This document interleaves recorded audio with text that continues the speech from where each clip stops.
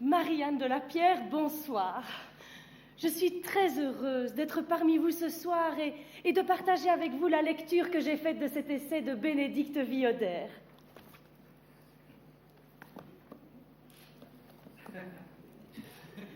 Essai assez étonnant et pas toujours simple. Je suis restée longuement bloquée sur la page 3. Cependant, c'est un essai qui, je crois, aborde les vraies questions de la condition de la femme et qui traite, comme l'indique son titre d'ailleurs, de la problématique récurrente de la femme hypertonique dans notre 21e siècle. Naissant. En tous les cas, c'est un essai extrêmement intéressant et j'ai pris de nombreuses notes que je me réjouis de partager avec vous.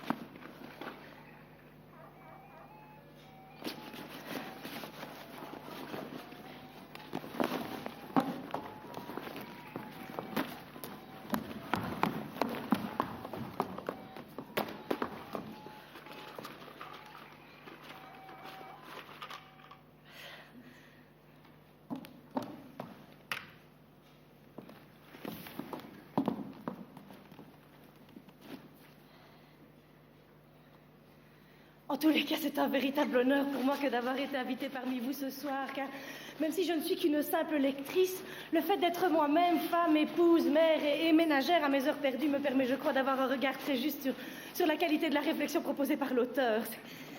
Je vais trouver un instant. Mais vous savez tous à quoi ressemble le sac d'une femme. Non, mais pourtant, le mien est habituellement extrêmement bien rangé. Je suis très organisée.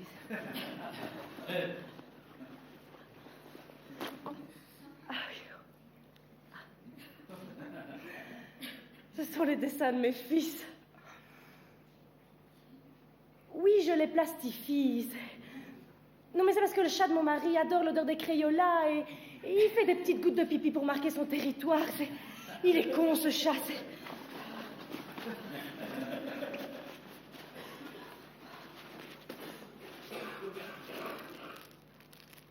Oui, bon, bah ça, évidemment, ils ne la mangeront plus comme ça.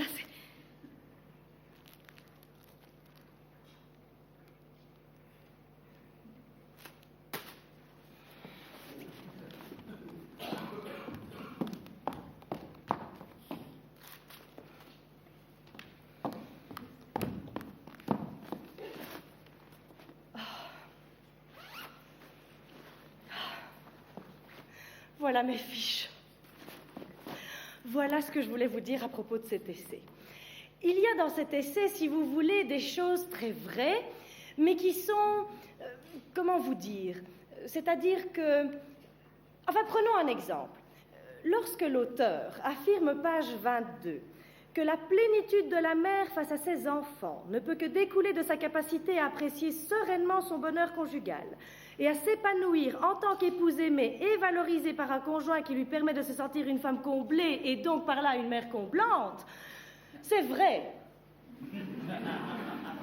Mais c'est aussi très faux. Enfin, je ne peux évidemment me baser que sur ce que je vis personnellement, mais nous sommes, mon mari et moi, mariés depuis 13 ans. Non, ensemble depuis 13 ans et mariés depuis 12. Oui, c'est ça, et nos 3 enfants sont un bonheur quotidien qui illumine notre vie. Bon, il est certain que nous traversons, enfin je veux dire que nous avons par le passé traversé de nombreuses épreuves, comme tous les couples, et que nous avons franchi de nombreux obstacles, comme tous les parents, mais je suis fière de ces petits défis, de ces, pour reprendre l'expression de mon mari, de ces great challenges. Oui, mon mari est anglophone, qui nous ont permis de nous surpasser pour être pleinement épanouis aujourd'hui. Et ça n'est pas tous les jours facile. C'est sûr. Parce que lorsque l'auteur, Bénédicte Vioder, affirme une fois de plus, page 16, que la difficulté d'être mère réside avant tout dans la capacité profonde et inhérente à chacune d'être capable de garder son calme en toutes circonstances et quel que soit l'obstacle qui se présente, Je ne sais pas vous, mais moi... Attention, je ne critique pas l'auteur. L'auteur a peut-être un mari extrêmement disponible, quelqu'un qui est là dès le matin, enfin je ne sais pas, qui ne fait rien de ses journées, un chômeur peut-être. Non, mais je veux dire, je ne critique pas non plus mon mari. Nous avons fait des choix, lui la carrière et moi les enfants, et j'en suis très heureuse. Mais si, monsieur... Mais je suis très heureuse d'assister à leur développement moteur et à leur maturation psychique. Monsieur, leur premier pipi dans le slip... Ce moment magnifique où l'enfant court et c'est trop tard. C'est dans le slip. Ou leur apprentissage du rangement, quand vous venez juste de marcher sur la petite pièce Lego, et que vous leur dites « Allez ranger maintenant, parce que maman s'est fait un petit peu mal. » Non, moi, ça me remplit, c'est... Bon, il est certain que j'accomplis tout ceci en étant seule. Non, mais ce matin encore, il m'a fallu 3 tentatives pour quitter la maison. J'avais à peine mis ma veste. J'avais dit à l'aîné de surveiller le deuxième près de la voiture. « With mommy close to the car, please. » Mon mari tient beaucoup à l'immersion. J'ai dû retrouver la moufle Simba du deuxième. Courir derrière le petit dernier pour lui mettre pour la 4e fois son bonnet, qui passe son temps à enlever. Eh bien, une fois que j'ai déjà accompli ce semi-marathon, qui me fait perdre tous les matins 10 litres d'eau, j'arrive devant la voiture, j'installe les enfants, rends-lui son Spider-Man. Je m'installe, je m'attache, et c'est là que le premier drame se produit. Imaginez la scène terrible. Les enfants sont attachés, je suis attachée, la main dignement posée sur mon levier de vitesse. Je jette un petit coup d'œil dans le rétroviseur pour voir s'il n'y a rien derrière moi et...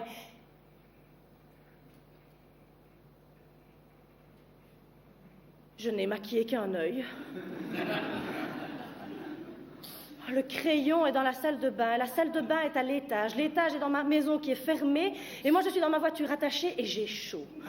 Et c'est là que mon deuxième me dit « Maman, oui, je peux dire quelque chose? Oui. Comment est-ce que le chauffage, il sort par les petits trous? Ah, maman, dit maman, et maman, dit maman, et maman, dit maman. » Je me détache, je ressors de la voiture, je retourne jusqu'à la maison, je réouvre la maison, je remonte les escaliers, je repère 10 litres d'eau, j'attrape mon crayon, tant que j'y suis, je remets la carpette de bain correctement, je redescends les escaliers, je referme la maison, je me réinstalle, je me réattache et je décide donc de maquiller mon œil laissé pour compte. Rends-lui son Spider-Man. Rends-lui son Spider-Man. Oui, Martin, je t'ai déjà dit que j'avais acheté les mêmes bonbons que ceux de François. Oui, je t'ai dit. Écoute, je t'ai déjà dit que maman n'oublie jamais rien.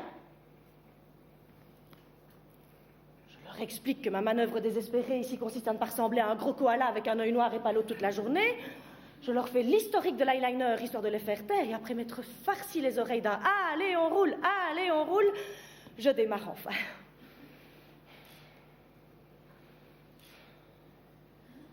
Sans mettre plus loin, alors que je suis en pleine phase de réussite. Je réalise que mes voisins ont tous mis leurs poubelles. Pas moi. Mon mari non plus. Je jure un peu, je fais marche arrière, je me détache, je ressors de la voiture, je vais chercher les poubelles.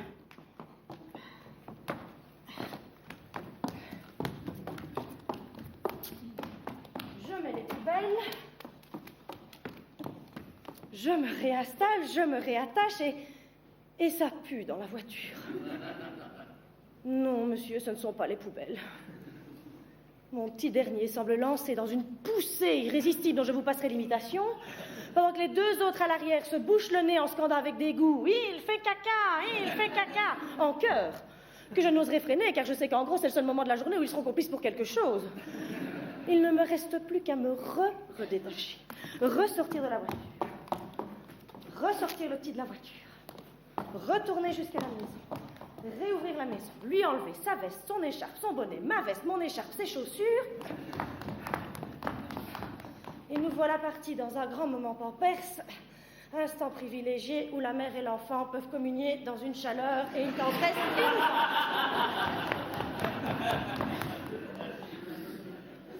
1,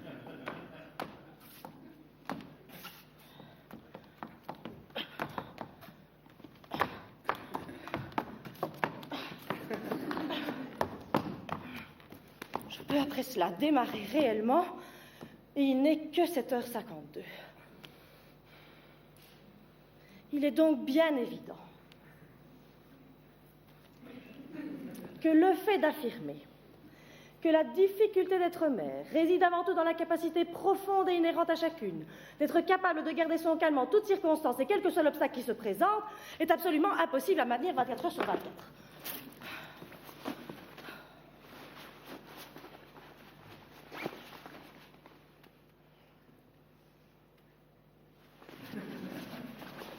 Et s'il y a des mères ici dans l'Assemblée qui pensent tenir bon dans ce type de circonstances, eh bien qu'elles lèvent le doigt.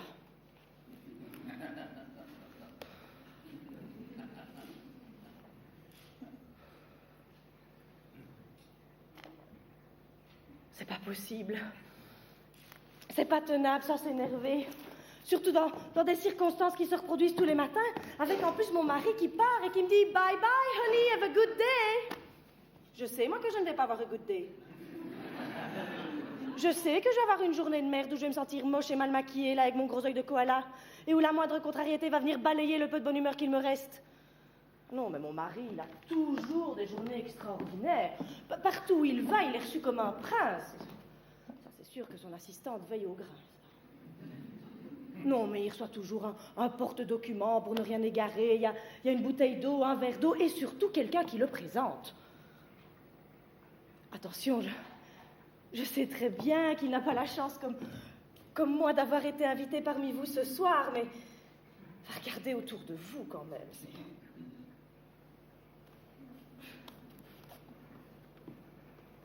C'est le socioculturel. Mais je suis très contente d'être là quand même. Non. Et en plus, je peux garder le livre, alors ça, vraiment, ça me...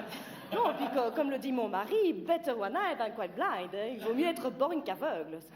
C'est vrai. Non, j'ai de la chance, j'ai tellement de chance. Enfin, vous riez, je le vois bien, mais... Et c'est vrai qu'avec le recul, j'en ris moi-même, mais on ne me l'avait pas dit, ça. Parce que quand on est jeune et idéaliste comme je l'étais, on regarde les autres femmes, celles qui vous ressemblent, et on se réjouit de devenir comme elles.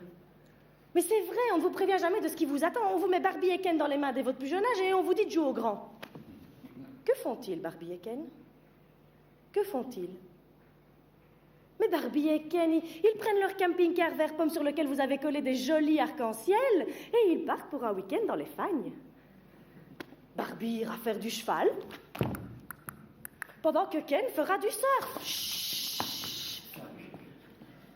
Ben oui, monsieur, du surf.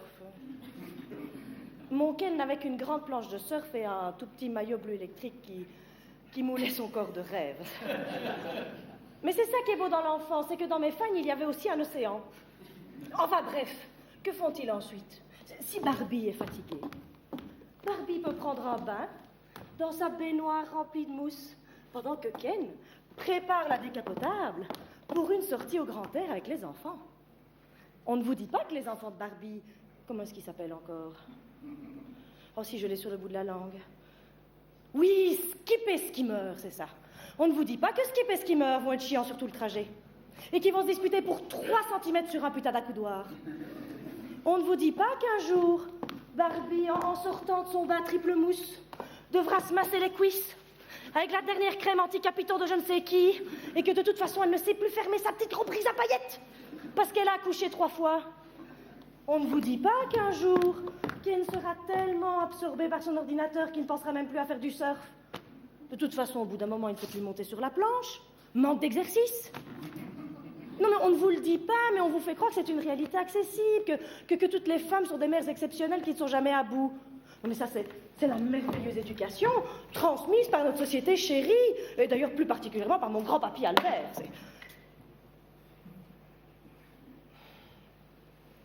Oui, c'est le père de mon père. Non, mais c'est parce que mon père s'appelle Philippe et ma mère, c'est Mathilde. Non, mais aucun rapport avec la royauté, sauf pour le bâton dans le cul. Ben, prenez mon cas. Prenez mon cas, rien que mon prénom symbolise à lui seul tous les espoirs d'une famille traditionnelle hypocrite. Marie, Anne. Pas Marianne, non, j'aurais pu porter le prénom d'une femme qui s'est battue pour ses droits, j'aurais pu porter un prénom qui symbolise une république, mais non, mes parents trouvaient que ça faisait trop, quoi. Ils ont choisi la symbolique de Marie et de Anne, super. Moi, je suis à la fois la mère vierge du Christ qui sacrifie sa vie pour son fils, et en même temps Anne, sœur Anne, qui attend, mais qui ne voit jamais rien venir. Non, mais c'est le syndrome du spar. C'est la réunion du sacrifice et de la patience avec l'abnégation et le renoncement. Spar, c'est léger pour un enfant, c'est léger. Quand j'étais petite, ma mère se désespérait inlassablement en me regardant grimper aux arbres et elle répétait « Mais c'est si doux, une fille. Pourquoi ne vas-tu pas jouer avec Barbie et Ken ?» Mais je voulais grimper aux arbres, moi. J'aurais voulu grandir plus forte que toutes celles qui minaudaient dans la cour. J'aurais aimé que mon Ken ait les mains d'un bûcheron et qu'il porte la salopette de Charline Gals et qu'il s'appelle, je ne sais pas moi, qu'il s'appelle... Comme monsieur, par exemple, vous vous appelez comment, monsieur? Pardon? Bernard. Oh, ça, c'est un prénom d'homme. Oh, que Bernard me regarde avec intensité. Oh, qu'il m'attire dans ses bras, puis qu'il me pousse à courir dans les ronces, à m'écorcher les genoux, à grimper aux arbres. Et en même temps, il aurait vu ma petite culotte. J'aurais vu qu'il l'avait vue, il aurait vu que j'avais vu qu'il l'avait vue. Enfin, tout le monde aurait été content, enfin, c'est... Excusez-moi, Bernard. Non, je dépasse les limites de l'acceptable, c'est... Non, je ne sais pas ce qui m'a pris, c'est... Non, mais c'est mon mari, il m'a dit ce matin, your presentation must be alive. Excusez-moi, Bernard, c'est... Non, mais vraiment, c'est... Oh, j'ai chaud, moi, c'est...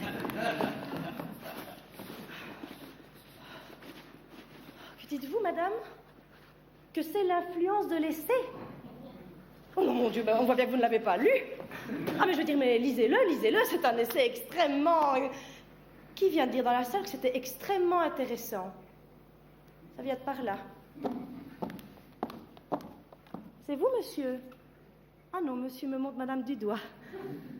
Bonsoir, madame. Merci bien, monsieur. Vous aimez bien racuspoter, hein? Oui, je devine que déjà tout petit dans la cour de récré, vous dénonciez vos petits camarades à votre maîtresse. Vous ne soyez pas gêné, monsieur, c'est un réflexe d'autodéfense fréquent. La délation est un sujet passionnant à observer. Dans ma propre famille, par exemple, mon mari ne se prive pas de me dénoncer aux enfants lorsque j'ai malencontreusement enfermé le chat pendant 2 jours que c'était dans la cave. Et les études montrent, monsieur, qu'en 40-45, ce sont souvent ceux qu'on croyait les plus honnêtes, les plus aimables, qui dénonçaient leurs voisins juifs à la Gestapo. Ce sont souvent même ceux qu'ils croyaient proches d'eux, qui les envoyaient à Auschwitz. Vous êtes qui, monsieur, par rapport à madame? Son mari? Ah, mais c'est ce que je disais, voilà. Bonsoir, madame. Vous vous appelez comment? Nadine. Extrêmement intéressant, Nadine. Repensez quand même à la page 119. Page 119, où Bénédicte Viodet nous explique une fois de plus avec toute sa science que la femme peut tout à fait s'épanouir dans une vie uniquement centrée sur la famille et ainsi oublier toute recherche d'épanouissement dans d'autres domaines. D'un autre côté, comment pourrions-nous rêver d'autre chose? Pensez au message qu'on a reçu étant enfant. Quelle est la série qui a battu tous les scores d'audience dans les années 70? Je vous montre. C'est un indice.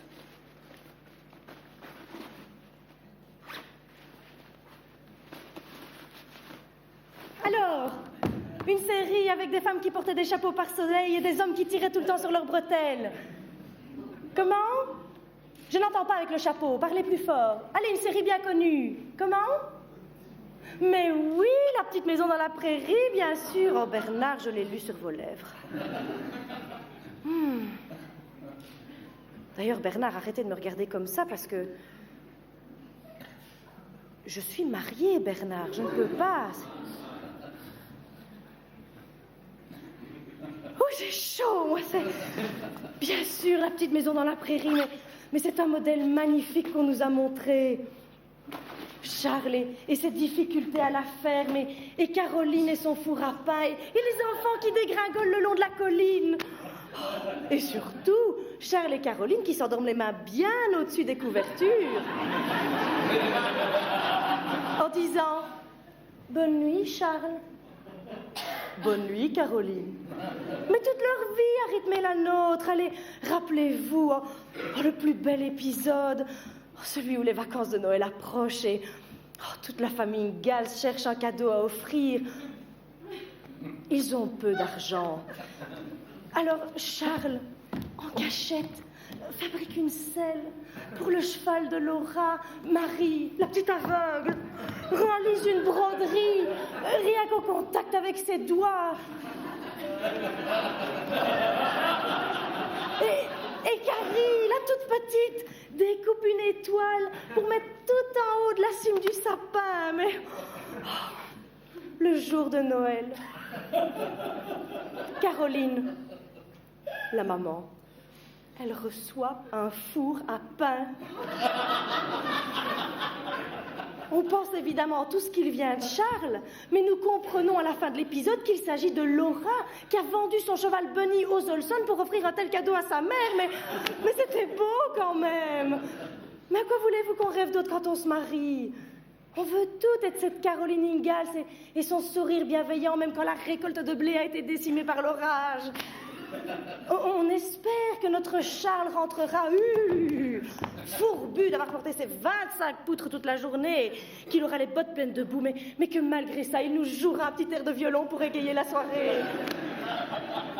Mais oui, on espère quand même pas être une épouse moche et indésirable, une mère affreuse et qui ne sait pas faire cuire un œuf quand même. Enfin, combien de fois on vous l'a dit? Combien de fois on retient un homme par son ventre et par ça? Moi, par exemple, qu'est-ce qu'on a pu me bassiner avec le fait que c'était important pour une mère d'être à 4 heures avec ses enfants? Que c'était un moment important pour la famille? Mais que de conneries, oui. D'abord, pourquoi est-ce que ce serait bien? Je vais vous montrer, elle l'a écrit partout. Je vais vous montrer. Pourquoi est-ce que ce serait bien pour une mère d'être tout le temps toute seule avec ses enfants et de passer toutes ses vacances à réinventer les stages ateliers créatifs? Le pingouin, le serpent, le lion, mais je leur ferais bouffer leurs pattes à sel, moi, mes gosses.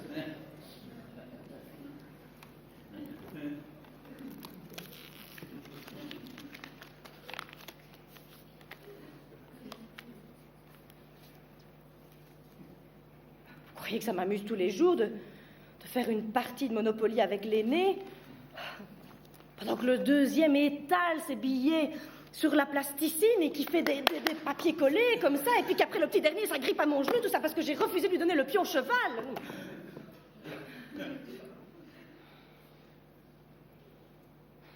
J'entends déjà ma mère. Oh, mais t'as vraiment de la chance, t'es comme toutes les femmes de la famille, hein, dès que tu poses ta culotte à côté du lit, tu tombes enceinte. Ah, bah ça...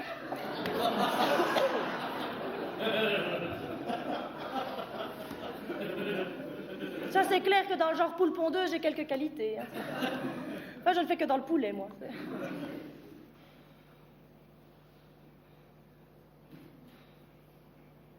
Mon mari veut 5 enfants. Je ne lui ai pas encore dit, mais ce sera sans moi. Qu'est-ce qu'il y a, Nadine? Que je dois lui dire clairement? Ah, mais c'est ce que je fais, Nadine, c'est ce que je fais. Pour le chat, je le lui ai dit. Je lui ai dit que je n'en pouvais plus. Il m'a répondu qu'il en était fou de ce chat. Moi, je vais le menacer, je vais finir par lui dire, Alex, si ça continue, je remplace le whiskas par du... Non, je dois lui dire, je sais que je dois lui dire. Il faut que je lui dise. En plus, le pire là-dedans, c'est qu'il me parle en anglais, et ça... Oh, ça me gonfle. Mais c'est une bête langue, l'anglais. On ne sait jamais faire de nuances avec cette langue. Quand il s'approche de moi, comme ça, avec ses préceptes à la noix, j'ai toujours l'impression d'être dans un feuilleton américain à 2 balles. Ben si, style les feux de l'amour, là. Et il s'approche et il me dit « What's the problem, Marianne ?» Et que je réponds « Nothing, honey, I'm just so tired with the boys. »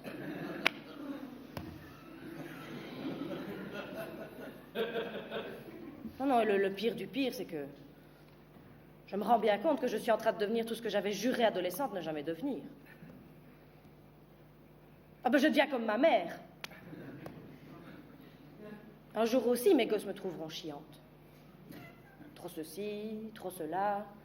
Et moi aussi, je courrai derrière eux avec un morceau de boudin. Tu ne veux pas du boudin? Me prends-le, je l'ai acheté pour toi. Du boudin, c'est bon. Je mets dans ton sac. Je mets dans ton sac pour manger ce soir. C'est bon, du boudin. On finit toutes comme ça. Et c'est pas comme ça, c'est autrement. C'est le côté mère-poule, tout le temps à penser à ses petits, là. J'essaye d'être autrement, j'essaye, mais je n'y arrive pas. Parfois, je me demande, parce que mon mari, quand il part travailler le matin, à quoi pense-t-il? À quoi pense-t-il? Ben à rien, évidemment qu'il ne pense à rien. Enfin, à rien. Je n'ai pas non plus épousé un décérébré de la pensée cognitive, mais bon... Ben si, monsieur, à rien. C'est monolithique chez les hommes, ils ne pensent qu'à une seule chose à la fois. Monsieur, demandez à un homme de ramasser ses chaussettes en même temps qu'il doit surveiller les enfants.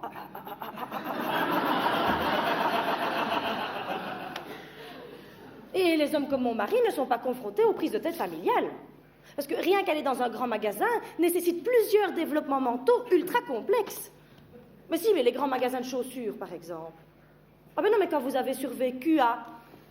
Non, Martin, ce modèle-ci n'existe pas avec des scratchs, non. Oui, je sais que tu aurais bien voulu des scratchs, mais il n'y a que des lacets. Oui, je sais que François a des scratchs, oui, mais écoute, on ne fait pas comme chez François, d'accord? John, viens ici maintenant. Tu arrêtes de courir. J'ai dit, on prend celle avec des lacets. Tu viens ici. Oui, je sais très bien que les chaussures Bob le bricoleur sont les plus rapides, je vais les acheter. Tu arrêtes maintenant. Tu arrêtes avec ton histoire de scratch. Où sont les chaussures? Non, Chacha, c'est dans les boîtes qu'elles vont, les chaussures. Dans les boîtes. J'ai dit, on prend avec les lacets. Dans les boîtes, mon petit cœur, dans les... Arrête de courir maintenant, tu viens ici. Eh bien, quand vous avez survécu à ça, vous arrivez devant la vendeuse. Et là, la vendeuse vous dit, comment? Vous n'avez pas notre carte de fidélité? Mais elle vous permettra d'économiser 5% sur votre 20e paire de chaussures avec une étiquette rouge, et ce, dans l'année écoulée.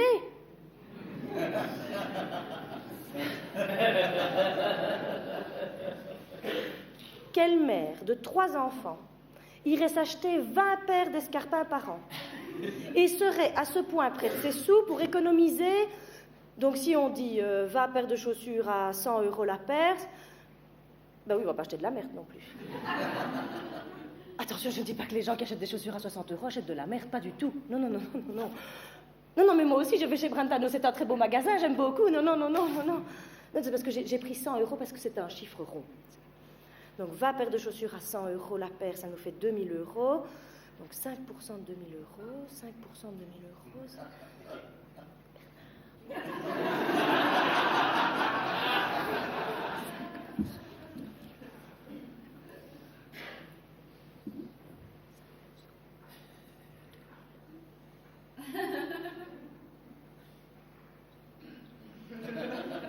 €100. Ah oui, 100 € quand même. Ah, donc ça vaut peut-être la peine que je garde la carte de fidélité. Vous dites, je dois dire non à la vendeuse. Oui, je le sais, Bernard. Oh, vous avez cette faculté d'être pragmatique. Et on s'étonne après que les femmes ont des migraines épouvantables et qu'elles sont incapables de se déconnecter de leur réalité, mais une femme, alors qu'elle voudrait être parfaitement détendue lorsqu'elle est allongée sous son mari, elle est prise d'assaut par des milliers de pensées terriblement concrètes. Ben si, parce que quand vous êtes en plein milieu d'un « Oh, est-ce que j'ai bien de la charcuterie pour mettre sur leur tartine demain? Ils ont piscine, faut pas que j'oublie le bonnet. Est-ce que j'ai bien payé l'abonnement à Dorémy? Les tartes de tante Nénène. À ce moment-là, vous ouvrez les yeux et vous dites à votre mari « Oh, chou, tu es une bête de sexe. » Histoire qu'il puisse s'endormir tranquille. et que vous puissiez penser à vos tartes. Ben, c'est important, cette histoire de tarte, quand même. Vous vous rappelez de la tête de votre petit garçon quand il est rentré à 4 heures et qu'il a dit « Ma madame a dit que pour demain, il fallait 3 tartes et que les mamans devaient cuisiner avec nous. » Et vous êtes devant 2 possibilités. Soit vous acceptez l'idée d'être une mauvaise mère, qui n'autorise pas son enfant à développer ses capacités motrices, et vous allez acheter un cake tout fait préemballé de chez Deleuze. Et vous vivez alors avec le poids du regard coupable de toutes les autres mères qui auront fait les meilleures tartes de la fancifère. Soit, il est 23h58. Vous relevez le défi. Vous vous levez, vous appelez votre propre mère et vous lui demandez la recette des tartes de tante Nénène. Bon, vous savez déjà que vous ferez probablement les tartes toute seule le lendemain matin puisque vos enfants n'auront marre de vous regarder pétrir à 6 heures du mat, mais vous pouvez vous recoucher. Votre mari ronfle paisiblement à vos côtés. La recherche du point G est définitivement compromise, mais votre honneur de mère est sauf. Pourquoi est-ce que je vous raconte ça, moi? Pourquoi est-ce que je vous parle de ça? Bernard. C'était en rapport avec... Oui, je parlais de... Oui, la petite maison dans la prairie. Oui, bien sûr, la petite maison dans la prairie. Mais ça n'est pas la vraie vie, ça. N'est-ce pas, Bernard? Non, parce que quelle est la vraie série qui a battu tous les scores d'audience dans les années 70? Oh, j'ai chaud, Bernard. La vraie série. Ah, les années 70, même à cheval sur les années 80.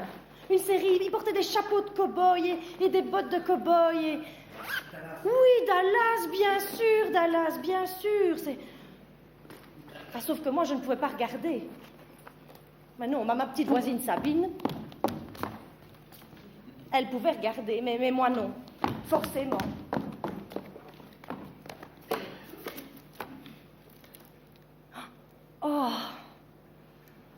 Oh, Charles et Caroline vont avec la petite Marie chez le docteur Baker.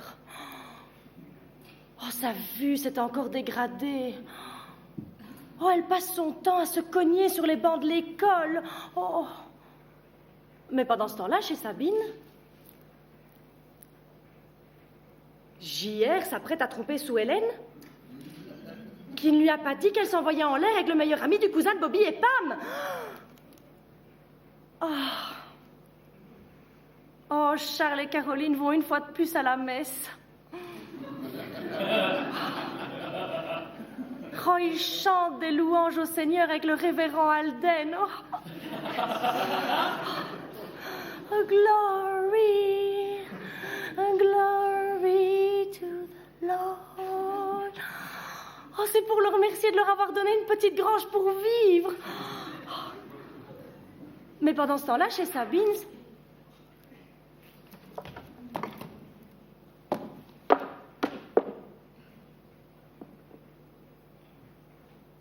Sue Ellen s'apprête à revendiquer une partie du ranch qu'elle avait par héritage caché, mais que connaissait pourtant JR, et qu'il avait décidé de garder secret pour ne pas que la grossesse de Pam soit compromise.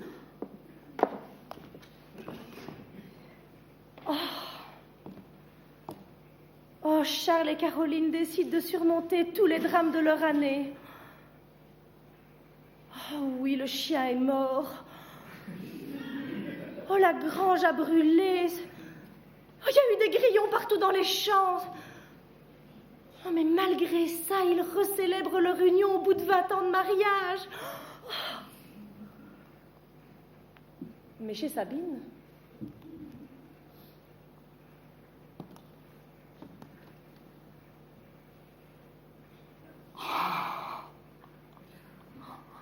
Rogier et Sue Ellen se remettent ensemble après avoir divorcé 2 fois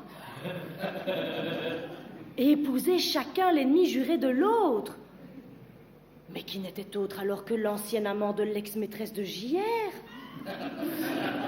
Et donc par là le fils caché du frère du père de... Mais vous suivez au moins? Le fils caché du frère du père de qui? Mais voilà, mais vous ne suivez pas, mais c'est comme dans la vraie vie, on croit qu'on grandit dans une petite maison au fond d'après, et en fait on est dans un bordel intégral.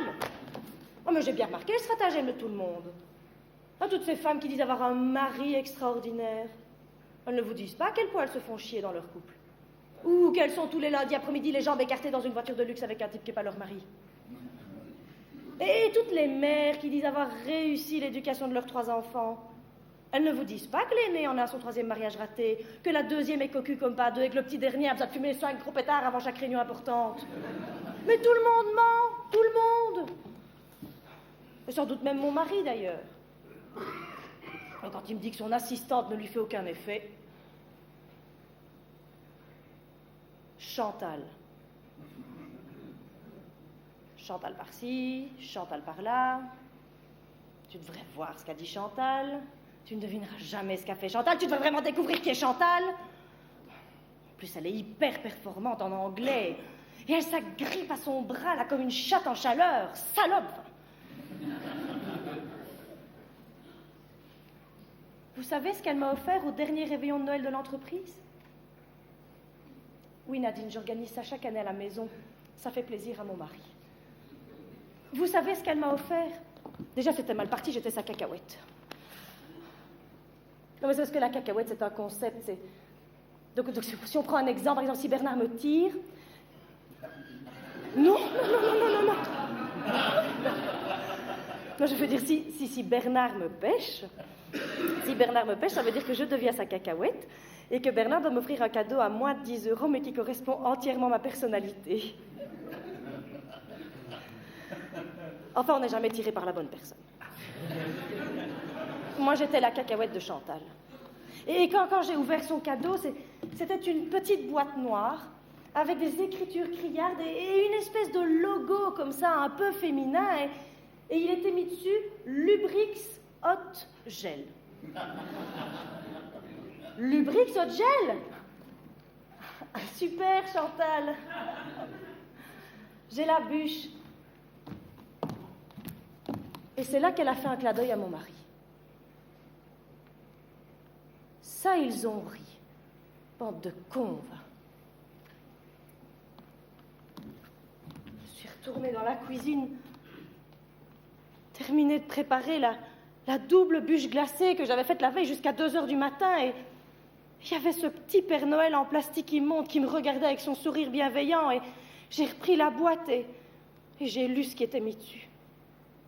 Il était mis « Lubrix Hot Gel pour chauffer et mouiller tout en douceur ». Alors j'ai regardé le petit Père Noël, puis j'ai regardé le lubrifiant, et j'ai regardé le petit Père Noël, et j'ai penché le lubrifiant en dessous du petit Père Noël, en savourant déjà le moment où Chantal me dirait « Dis, tu ne le prends pas mal au moins ?» et que je répondrais « Non, non, Chantal, mais mange, ça va fondre. » Mais je l'ai dit à ma mère, hein, si tu m'avais laissé regarder Dallas, eh ben, je m'en sortirais beaucoup mieux. Mais c'est vrai, quoi, c'est quand même pas un drame de souffrir de sécheresse vaginale. Ça arrive, nom d'un chien, c'est une problématique qui peut toucher toutes les femmes à un moment donné de leur vie. Vous, messieurs, ne viendrez quand même pas à l'idée d'aller en parler à quelqu'un d'autre qu'à votre épouse. Oh, ne faites pas nom de la tête, monsieur. Vous avez prouvé tout à l'heure que vous étiez capable de la pire délation. Pardon. S'est-il demandé si sa méthode d'approche à l'américaine, la même depuis 13 ans, en façon John Wayne qui descend de son cheval et qui fait « Hey, baby !» n'était pas un peu responsable de mon désert intime? Non, mais moi, quand il m'approche comme ça, c'est même plus un désert anodin. Enfin, ça devient la vallée de la mort, enfin. S'est-il demandé si le nombre de repas gastronomiques qu'il s'enfile à longueur de congrès n'était pas un peu responsable de mon mal-être ici en dessous? Qu'est-ce qu'il y a, Nadine? Mais non, non, bien sûr que non, que je n'ai pas versé le lubrifiant sur le petit Père Noël. Ben non, je suis pas comme ça, je suis comme cette chanson de Linda Lemay, moi. Cette fameuse chanson, là. Mais si, là où elle dit « Car moi, je suis grande, je suis raisonnable, je donne l'exemple, je suis responsable. » Sauf qu'après, elle dit J'ai envie de fumer des Américaines et de me rouler des Jamaïcaines. J'ai envie de boire jusqu'à vaciller, jusqu'à ne plus voir qui va me déshabiller. Et j'ai envie de trouver au fond de mon ventre une passion secrète, sauvage et brûlante. Et j'ai envie de crever ma bulle de cristal et de laisser rentrer quelques langues sales. Et j'ai envie de jouir jusqu'à mourir. Et j'ai envie de toi.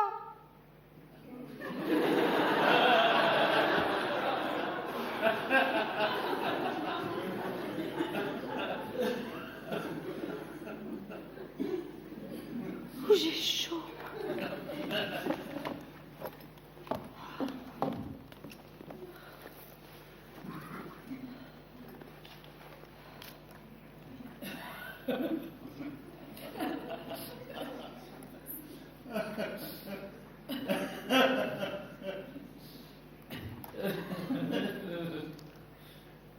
Oui, Nadine, ce sont des petites lingettes.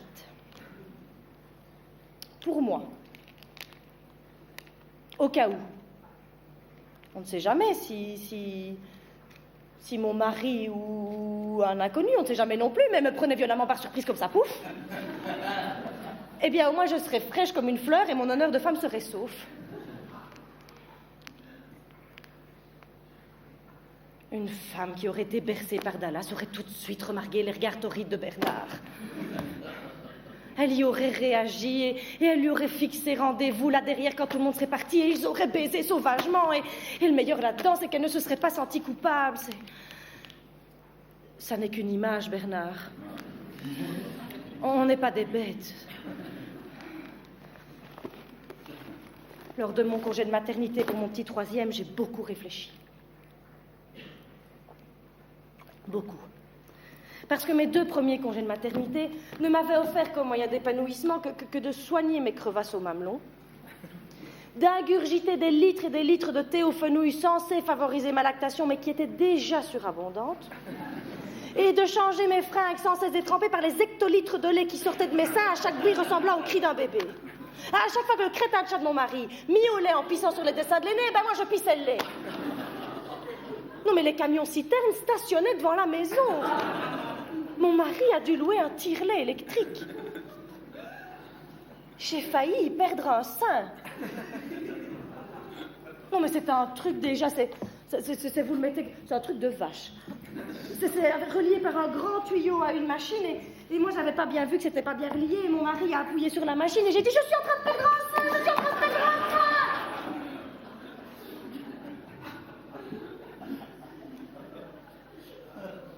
Non, alors forcément quand je suis tombée enceinte du... Qui vient de faire la remarque débilisante de « on ne tombe pas enceinte » ?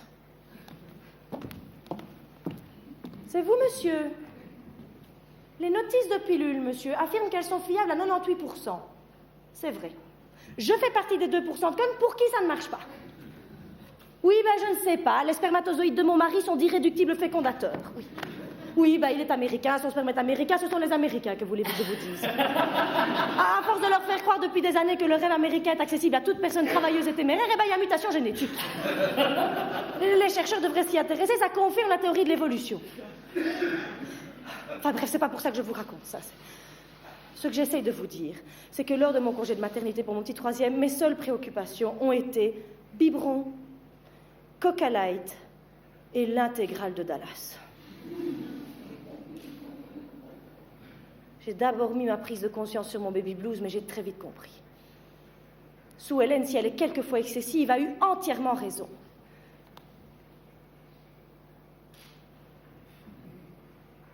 Pourquoi est-ce que je vous parle de ça, moi ?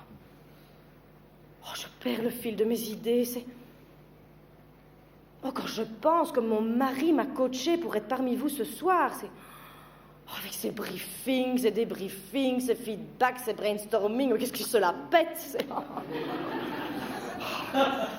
Ah non, mais je pense qu'il est profondément persuadé que je l'attends toute la journée et qu'au moment où il passe la porte, je m'épanouis à son contact. Je sais que c'est ce qu'on a choisi pour le bien-être de notre famille, mais ça n'est pas pour le bien-être de notre famille. C'est pour son bien-être à lui et celui des enfants.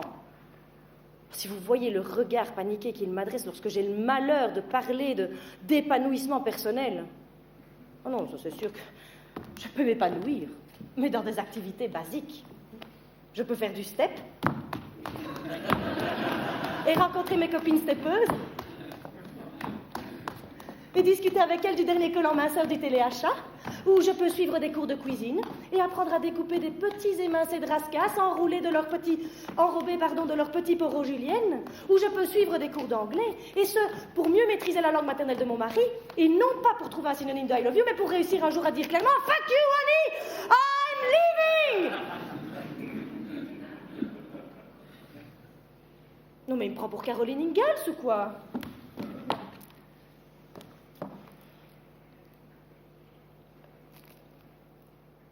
Ils veulent que je mouille?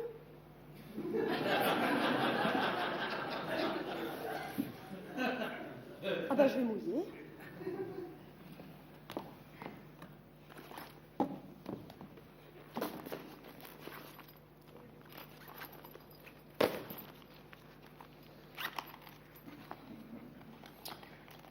En route vers les désirs cachés.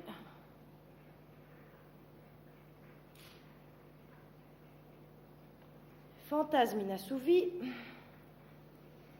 et les pulsions qu'on assume.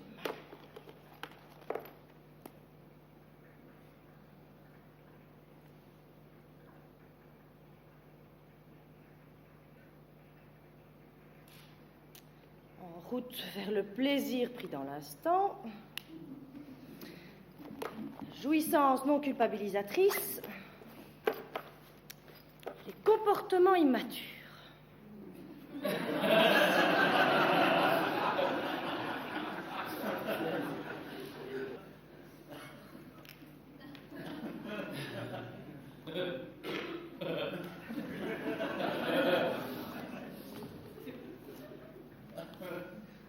Bernard, me voici.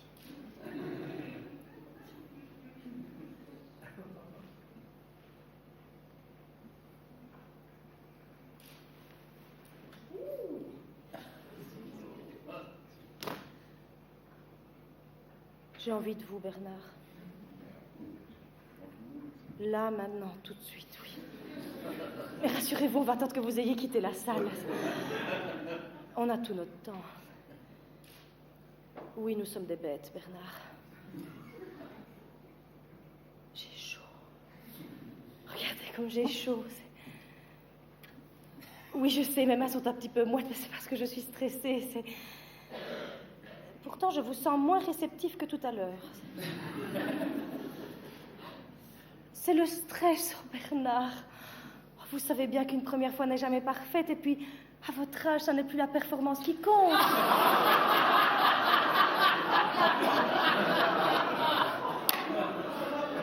Oh, rien qu'à 3-4 mètres de vous, comme ça, je sens votre force tranquille, votre pulsation intérieure, c'est...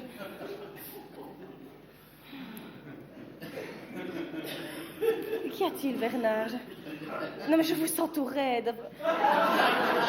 Enfin, tout raide, c'est parce que je transpire trop, peut-être, Oui, je sais que ça n'est pas très joli, mais c'est juste humide, ça ne sent pas mauvais, Ah oui, je vois bien que... C'est mon maquillage.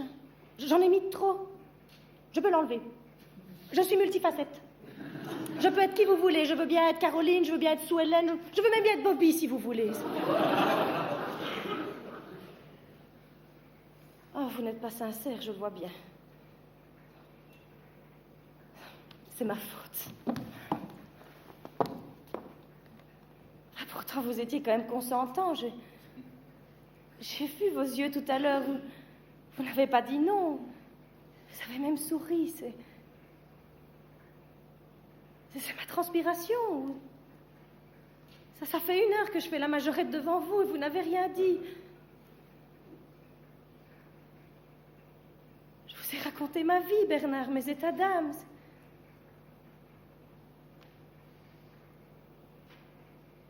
De toute façon, je vois bien comment vous me regardez. C'était gai de jouer. Finalement, vous êtes comme tous les autres. Vous prenez le plaisir là où il est, vous ne vous posez pas de questions. Vous mettez les femmes comme moi dans une petite boîte et il ne faut surtout pas qu'elles en sortent. Et quoi, j'ai pas droit, moi, à un peu de désir? J'ai pas droit à un peu d'ivresse? Mais même cette conne de Bénédicte Vioder le dit à la fin de son bouquin, je l'ai noté quelque part, elle en parle, elle dit qu'il faut que le corps exulte. Je l'ai mis quelque part sur une de mes fiches. Ah non, c'est pas vrai, c'est l'écriture de mon mari. Oh, il m'aurait fait chier jusqu'au bout, celui-là. Juste un petit mot pour te dire que je suis dans la salle.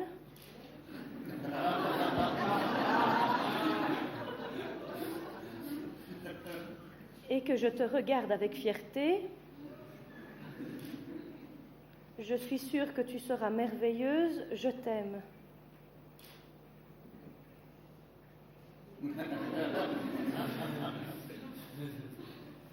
Il est là? Il est où? Alex? Alex? Madame, vous n'avez pas vu mon mari, il est... Alex?